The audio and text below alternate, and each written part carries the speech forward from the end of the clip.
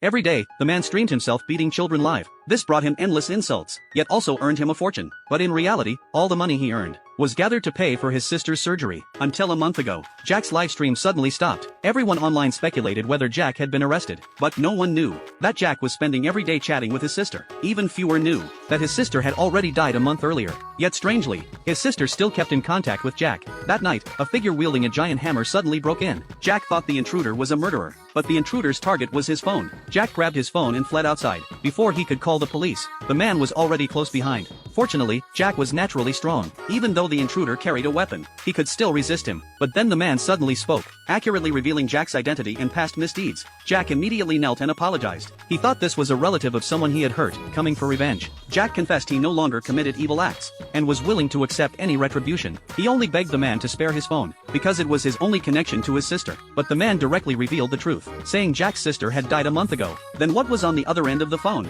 Upon hearing this, Jack's memory surged like a tide. It turned out that a month earlier, Jack had witnessed his sister's death with his own eyes. Unable to accept the truth, he fell into despair. He not only shut down his streaming account, but his life also fell into ruin. He kept sending messages to his sister again and again. But one day, the messages he sent showed as read. And then his sister replied with words she had once spoken to him. The presence on the other end of the phone knew all the memories between the siblings. Jack was certain that it was his sister. At that moment, his sister's voice came from the phone. Jack saw her image and wept with joy. Suddenly, the man swung his hammer and knocked Jack's phone away. But when he tried to destroy it completely, an accident occurred. With one strike, the phone remained completely unharmed. He thought it was because of a phone case. But the next second, his sister's image appeared in the real world. She warmly greeted Jack.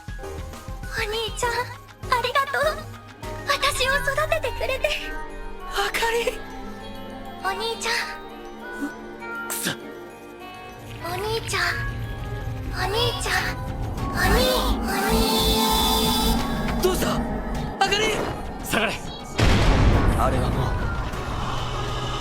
Seeing this, the man placed Jack behind him, and told him, "This is not your sister." It turned out that this world had ghosts. They often lingered in the places of their strongest obsessions in life, and as times changed, these obsessions had even spread into mobile phones, manifesting as spirits through social media accounts. Now it seemed, physical weapons were useless against such spirits, so the man put down his giant hammer, and instead pulled out a phone. To fight a digitized ghost, one had to use digitized weapons as well. While the ghost still had one foot trapped in the phone, the man immediately launched an attack.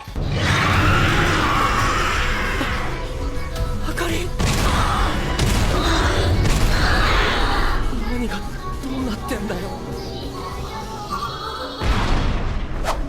ここまでだな。ポリティカルリンチ。